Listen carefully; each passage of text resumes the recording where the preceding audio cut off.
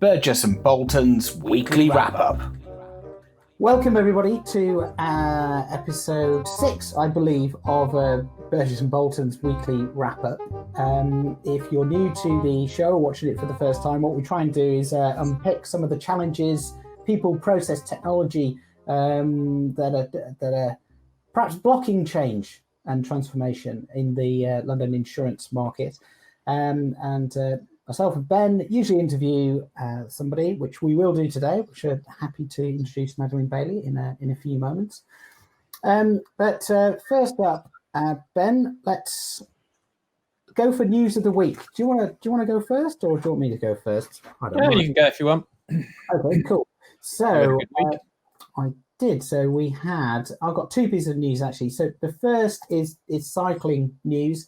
So nephew took part in an Everesting challenge. Now, if you don't know what this is, basically you find a hill that hasn't been used before and you cycle up and down it until you hit the magic 29,030 feet. Wow. Which is the height of Everest. And he did that on Saturday and Sunday last week. And this is his Strava readout. 122 miles, 31, absolutely incredible. He's only 14, which is just is yeah. And because of a glitch in Strava, he had to do 2 additional laps. No! Poor lad, yeah. He didn't want to go. Part of the country was it? So it's an absolute brute of a hill called Birdie Brow, just outside Clitheroe in Lancashire. Oh. And I know it well. I grew up there cycling that. It's hideous. You'd never really want to do it unless you were doing something like this. But so incredible. A lot of people have done that on the kind of computer game Swift and so on, haven't they? The Everesting thing. Yeah, it's quite incredible.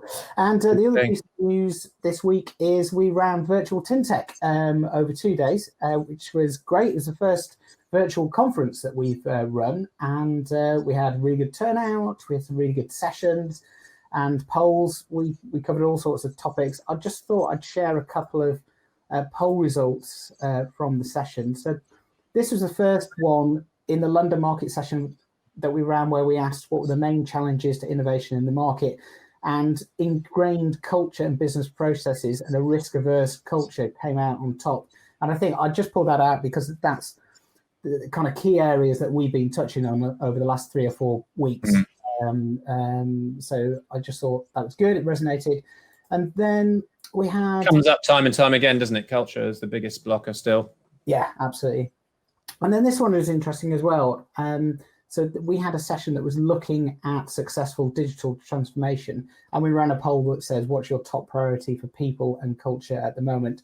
And the surprising thing about this poll was the kind of lack of people voting for the first one, bringing in new talent. I think you can, the last 3, that they're all fine and you should be doing those, but the bringing new talent, something that Tim from Hiscox said, it should be a bigger priority, because at the moment, the reason the whole work from home, or one of the reasons why the work from home thing has been successful, is that people within the organizations know each other from the office and know the way they are and all that kind of thing. And so they can interact on Zoom or whatever the thing is. Yeah, that makes a lot of sense. And it should be a real strength of the market. We've heard too, though, that what some of those brokers say, it's a double-edged sword when it comes to the younger talent, because they're missing out on, they haven't got those networks. So it sort of works for older people, but not necessarily for younger people. But I think it's a good point. Absolutely. It should be a strength of the market. Yeah, definitely. And I also think sort of as it brings in all sorts of challenges around onboarding and how you create or communicate your culture when you're just doing it like this over a rather cold interface. So interesting stuff. How about you? I had a busy week too. Week of communication, I suppose we've both had, haven't we? I was doing with Lloyd's. We've been working on a project for about a year and a half. So we launched a report about underwriting behaviours and performance. I was on with Matteo Rubio from the analytics department at Lloyd's and Caroline Dunn, who's head of underwriting, who'd been working on the project. And we really just presented this on a webinar. And actually, it was I think it's one of the first webinars that Lloyd's has done. So that was good to see them doing that. And we had a good time. It seemed to go very well. We had about nearly 300 people on the call who stayed on for an hour, which is amazing. So it obviously was a good topic. You never quite know until you do it. I'll give you a couple of sort of takeout findings. Yeah, sure. I completely messed up at the beginning of the thing, of course, by not turning my mic on for the first minute, but we'll sketch over that one quite quickly. So really what this research is about, and we will be promoting this a lot more out in the market, and we are talking about it with a lot of people. It was really about saying, can you bring together kind of behavioral soft characteristics and that we've been measuring with hard profit data that Lloyd's has. So they were looking at how, if that actually correlated at all. And what we did find in short was that there was a correlation between, and a pretty good, strong statistical correlation between this idea of people with a growth mindset, we just use this as a framework, who were building value, i.e. profitable, and those who were more of this fixed mindset, kind of value destroyers. And here are some of the characteristics that, this isn't to say that everybody has all of these, they're not just two individual types. It's a sort of, people have an array of these characteristics in greater or lesser quantum. But they are very noticeable and notable, in terms of the growth mindset being much more outward looking, curious, lacking in ego, I suppose, quite pro technology, read around the subject, industry trends, whereas the more fixed mindset, characteristics, quite suspicious of brokers, expect risk to be taken to them, which is, historically what the market has been. Yeah. Tending, I think, generally to kind of blame a lot of things, sort of shuffle off the idea that they're not really responsible for their own performance or the performance of the business. And actually, this really did resonate actually with a part of this project where we spoke to a lot of the leading CEOs who I think are onto this stuff now, because they're talking about developing much more commercially rounded underwriters who are not just focused on loss ratio, they're focused on real profit, of the whole business. Yeah. So that's interesting. We didn't get a big sort of kickback on any of this or pushback on any of it. So I'm hoping that this is going out well. We're going to do some more work on it. And if you just share the next one, Jeremy, there's a few challenges that we set at the end of this that we asked the market about. So can the leaders in the market encourage development of this sort of growth mindset or whatever people call it? And I think it is present in some businesses. They call it different things, but that's starting to happen. How do you look at multi-skilled underwriting teams in that sort of context? How can they build more profitability performance metrics? Most of the Lloyd's players don't use these profitability metrics. They tend to still use loss ratio, and so do their underwriters, and they think like that. Can we use this kind of thinking to show this is the sort of people we want? Can we communicate? Can Lloyd's do that? And that was one of the questions, is what's Lloyd's going to do? And then finally, what are the best ways that the businesses can intervene right now? And I think this last one was really my challenge, because, and we'll talk to Maddy a bit about this, is how do we enact a lot of this stuff? I think a lot of people are thinking the same way, not pushing back against these bigger ideas and these changes that we all know are needed, but how do you both, and I think you do need measurement, and I think you need to communicate success so people realize that if they don't get onto this, they're going to be disadvantaged competitively. And I think that's key. So, yeah. It was good. It was great. I had a good time. Excellent. Good. Super. So let's move things on and introduce our guest. Let's play the jingle, Ben. I know you love it. Guest of the week.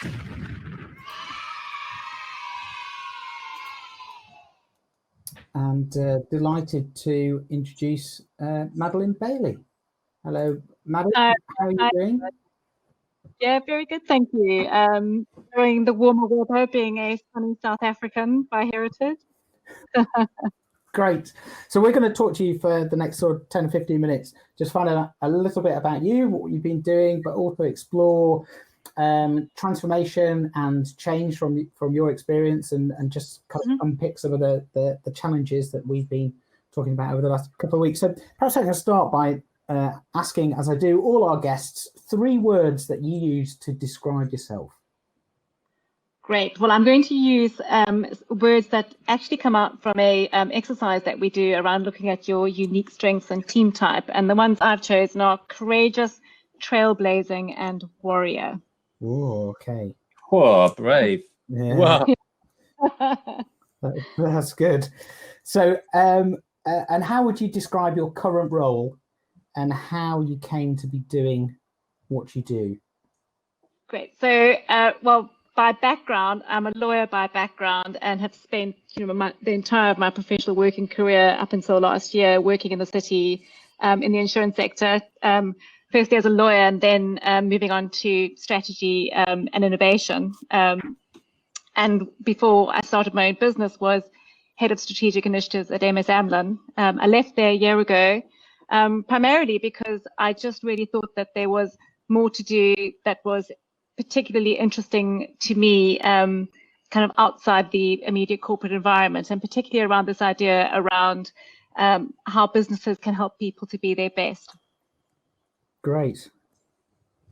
So Maddy, I just want to go on to my pet topic, which I was just talking about, which is the future of underwriting, the role of underwriting. What do you see as the future? What's been your experience? It's brilliant to have someone who's been in a business and is also looking at it like we do from the kind of theory and the psychological angle. Yeah, and it's really, really interesting. And we've always talked in the London market about this notion of the empowered underwriter, don't we? And it's almost like the underwriter is king, and everyone else is just colloquially called back office. And I guess I was back office before, but really, I think as driven through all the changes through digital, it's becoming a very digital and, let's face it, dynamic risk landscape. And I think the underwriters of the future really need to think about how they future-proof what they do to respond to where the clients of the sector are going using data. And I think that really kind of moves you on from being just the empowered underwriter to the what I guess you would call the augmented underwriter. Yeah. And that's really solving problems for your clients using the product of the team around you in a nimble and agile way.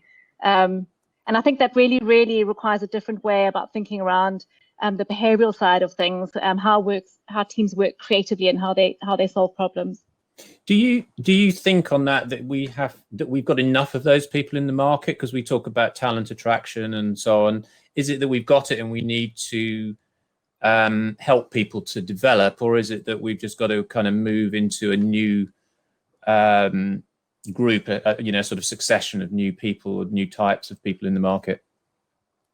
I think it's really a combination of things. I mean, fresh blood, new talent, outside ideas, those are all perfect ingredients for solving problems and coming up with new ideas for things. But I guess my real interest has been around this idea that at the human level, humans are really capable of innovation. I mean, it's the distinguishing characteristic of humans compared to the rest of the animal species.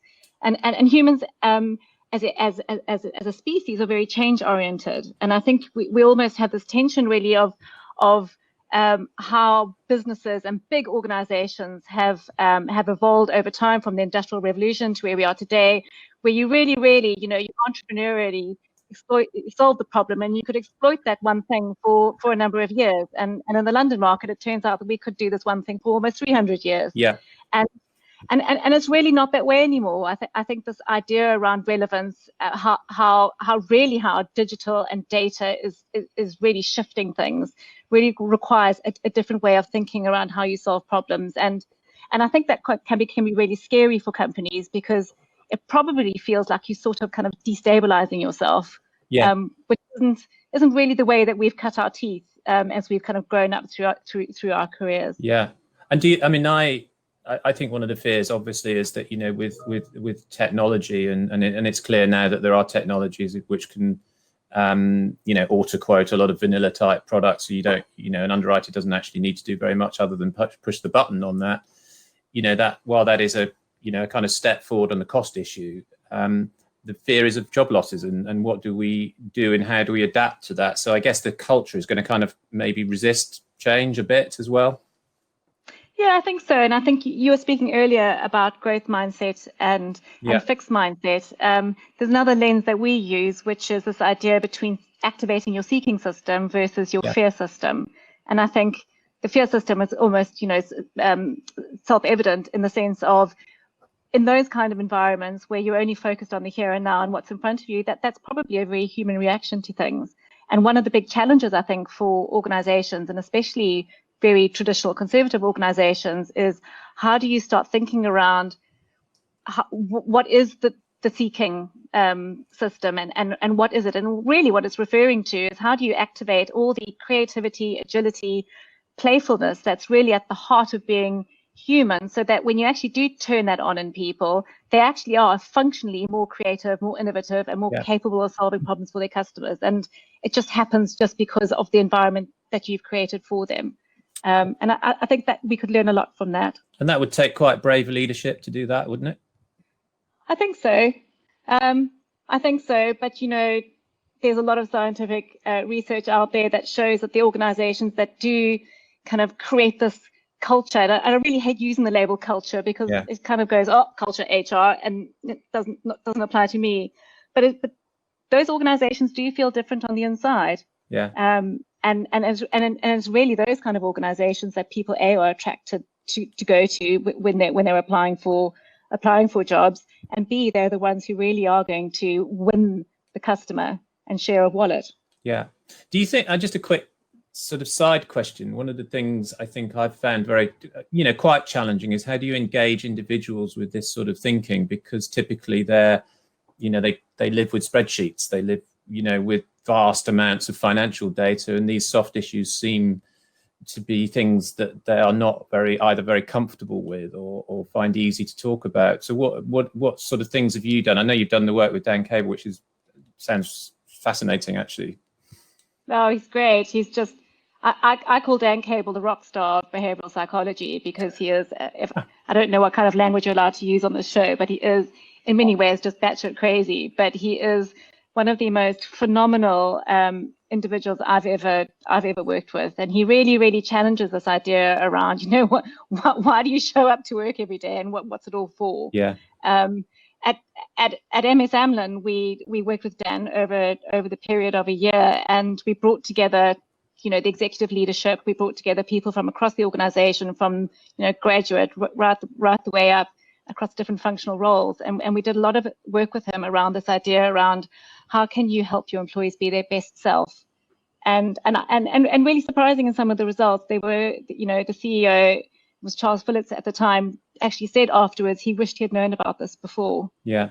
This was towards the end of his career at MS Amlin, and some of the underwriters that you would probably traditionally describe as dyed-in-the-wool underwriters, the spreadsheet empowered kind of types, came up afterwards and said that they thought that was a fantastic exercise to do, and they took a lot of meaning out of it. I think this idea. Yeah, sorry, carry on. One of the things that I think Dan, I had a look at some of his talks and his books, and one of the things that I think he does well, and the whole behavioral science space has done quite well, and obviously I'm interested in this, is using kind of metrics as almost lead indicators of things. And we were asked and talking on Tuesday at the webinar we did with Lloyd's about lead indicators, and my sense is they're quite often they're not very good, they don't work very well, but I wonder if we could find some more of these lead indicators in the market, because we use some of them and I think they're very good, they work really well, around things like alignment and so on. But I'm just wondering what your view was on that. Yeah, I think so. If you want to, well, first of all, the science has proved empirically that it works. Yeah. So if you want to prove it again within your organization, go for it by all means. Yeah.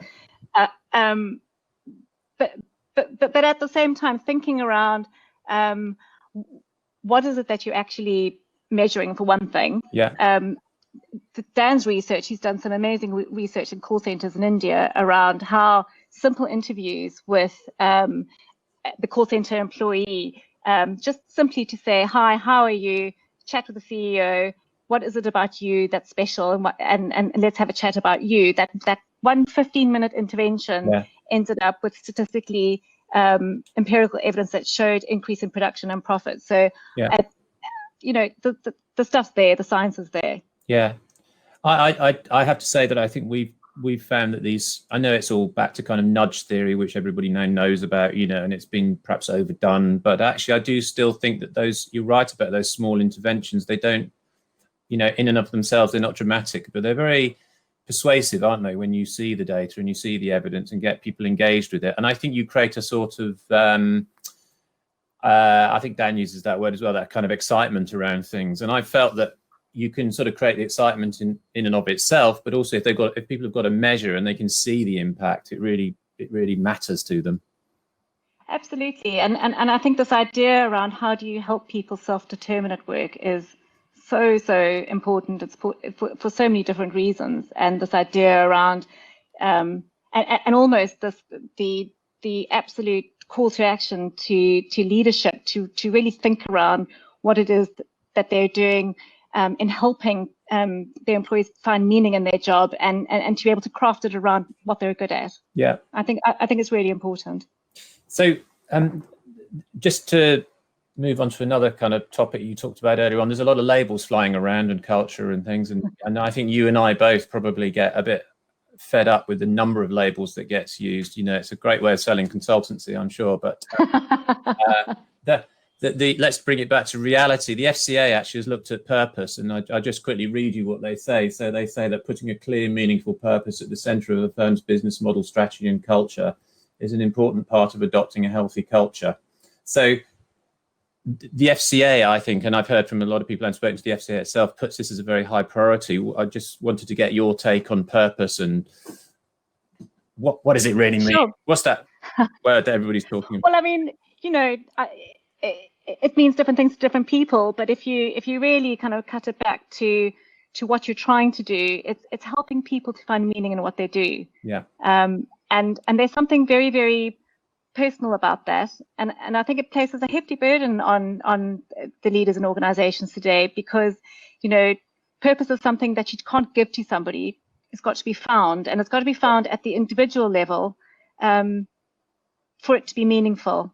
And I get really frustrated when you walk into companies and they go, here's our purpose, it's laminated, study it. Yeah. And do you know what I mean? And I think there's so much more to that. And I guess there's this notion around, again, the data and the science has shown that having purpose within organizations where employees really feel the impact of what they're doing is not only health inducing, but it helps them find meaning in what they do every day. And if you consider how the percentage of your time, I don't know what the numbers are, but the percentage of your time that you spend at work, it far exceeds what you do on the weekend with your family. Mm. And if the weekend with your family is the only time where you're actually only exploring what you do, whether it's learning the drums, play the guitar, whatever it is, I think those kind of things really do need to shift. And they probably have shifted slightly with COVID-19, in the sense that people are now working remotely and they really now can self-determine, you know, how am I going to fill my day and get my job done in the context of all my other priorities. You know, and just talking now, you know, we're each looking at each other's backgrounds. We get a different sense of human beings in their own actual home environments. And so that idea of bringing your best self to work or your own values to work and whether they clash, you know, I think is really, really interesting. I have to say it's kind of funny when you look at, you know, John Neal and McGill, you know, and they're kind of whatever they live in, very large, I imagine, stately homes somewhere. I wonder what sort of values they bring in compared, you know, like with me or Jez here or whatever, you know. So I do think you start to think about that, though, and that becomes, you know, part of the rhetoric, I suppose, doesn't it? Which changes things too. Yeah, I think so. And you know, these things aren't easy to do to make them meaningful for people. They really aren't. And I think it really, really underscores what leadership is all about, and taking it away from something that's, you know, somewhat transactional, that value creation is only really about shareholder value return, et cetera, and bringing it into what is it that's going to make this environment meaningful for my people, to make it meaningful for my customers, because that's why we exist. Yeah, and it's actually really interesting. Yeah, that's right. So one of the sessions that we had, I think it was actually one I was talking about earlier, about digital transformation, people working from home. I think one of the key indicators that Tim from Hiscox was talking about was saying they were really worried that if they had their call center staff now working at home, that they'd actually probably having a beer in the garden and performance would go down. But actually what happened, it was completely reversed. Performance levels went up.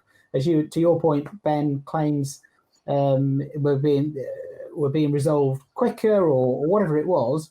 And that's just really interesting, because you are now empowering your people and trusting them to make decisions based around what your company is about. Now, if you don't know what your company is about and what you're trying to do and the role that you play in able to achieve that, then I'm sure in other organizations, they've had to battle through that to go, no, you've got to pick up the phone. Yeah, absolutely. Do you remember when Dress Down Friday became a thing for big companies, and companies came out with these long rules around what you couldn't wear, and it was utterly ridiculous.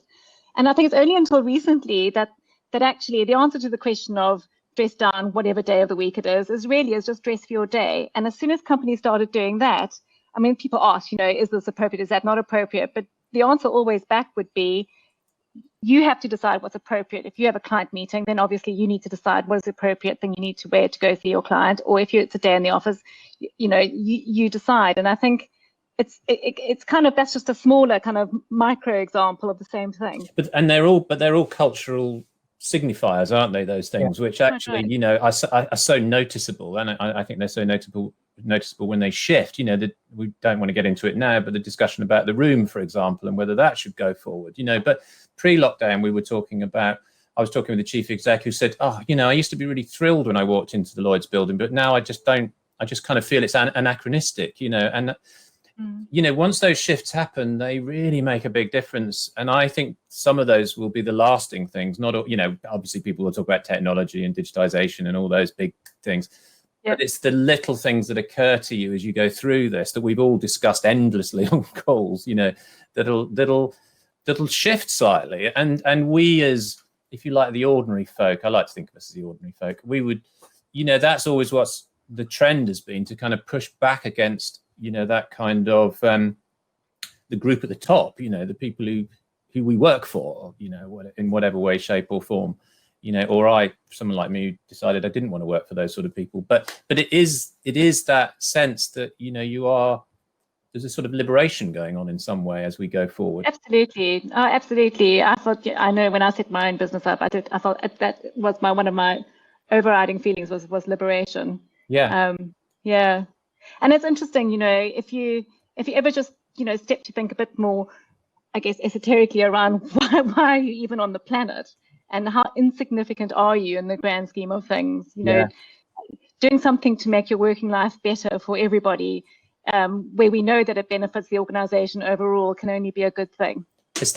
I love that. One of my favorite speeches is the Steve Jobs speech to the graduating students, where he talks about his life is defined by mortality, that you don't spend long on this planet, and therefore just do the things that you love and join the dots up later on. I just think it's one of the most brilliant speeches about why you should enjoy what you do. Yeah. I mean, we did an exercise with Dan Cable where he asked who knew their grandparents' name, which everyone obviously knew, who knew their great-grandparents' name, most people knew, but who knew their great-great-grandparents' name, and, the numbers dropped down significantly. And beyond that, everyone's going, well, actually, I don't actually know. Yeah. So, there's a lot to be said for doing things that actually bring meaning for you in the here and now, I think. One other thing that I must mention about what he did, which I thought was a great comment that he made about, how we take things for granted very quickly, how we take change for granted very quickly. And I have to say, working with a lot of carriers, there's so much pinned on this cost reduction, but when you look at it, really, it'll be over in the blink of an eye, and everybody will just be at the same level again, still competing, which is why I always like to talk about, look, it's competition. It just carries on and on. You never reach a destination, and that's the fun of it, or should be, really. Yeah, and also, I mean, just it's the fun about envisaging new futures and new ways of doing things, I think, is hugely exciting, and most people feel quite inspired by that. Yeah. And I think what we've seen over the last 8 or 9 weeks has really given a platform for organizations to think differently about transformation and change.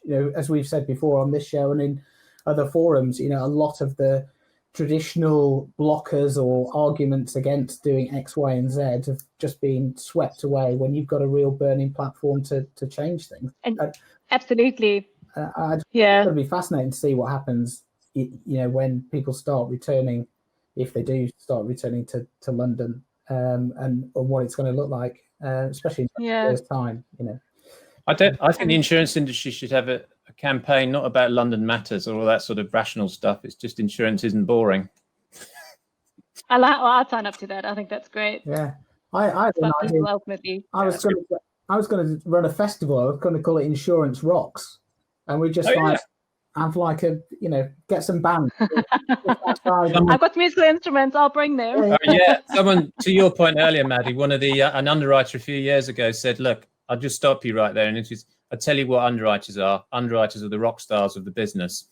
So this, this idea of the rock stars is brilliant. Yeah, he is. He's great. Anyway, if I can do the plug.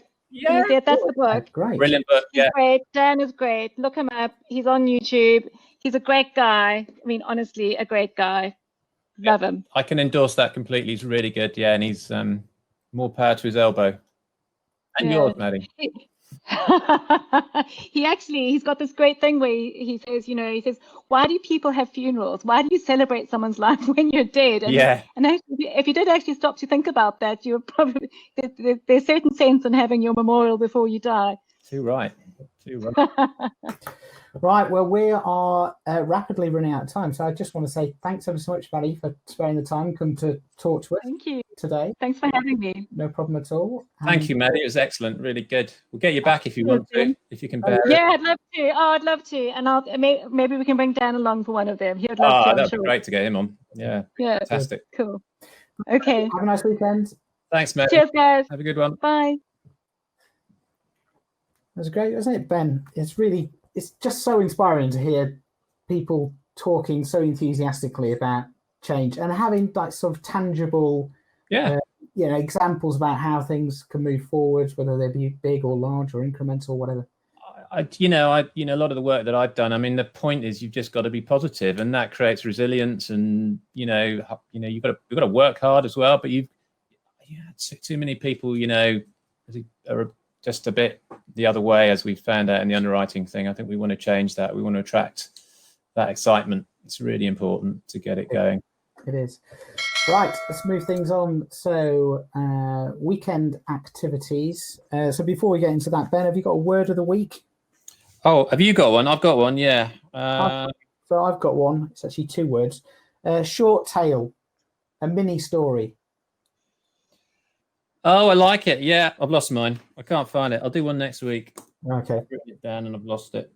Great. Well, my weekend activities, actually, I was going to talk about, the innovation that we came up with last week, which is walking barbecues. Yes. I was going to have another innovation, but actually it's just popped up on my phone that I should be going to the Euro football finals tomorrow. I had tickets. Oh. It's just popped up now. So I'm not going to do that. So I'll kick a ball around with the kids, I think. On that note, it's my son's birthday, so I'm building a goal for him in the garden. He had a small goal. I've got rid of that. That's gone. And now he's got a even bigger goal, which is primarily there to protect the plants, not enhance his football skills. That's right. Good. Right, we'll have more garden and grass news next week. But for now, thanks, Ben, and see you all next week. Des. Have a good one. Yeah. Cheers all. Bye. Burgess and Bolton's Weekly Wrap-Up.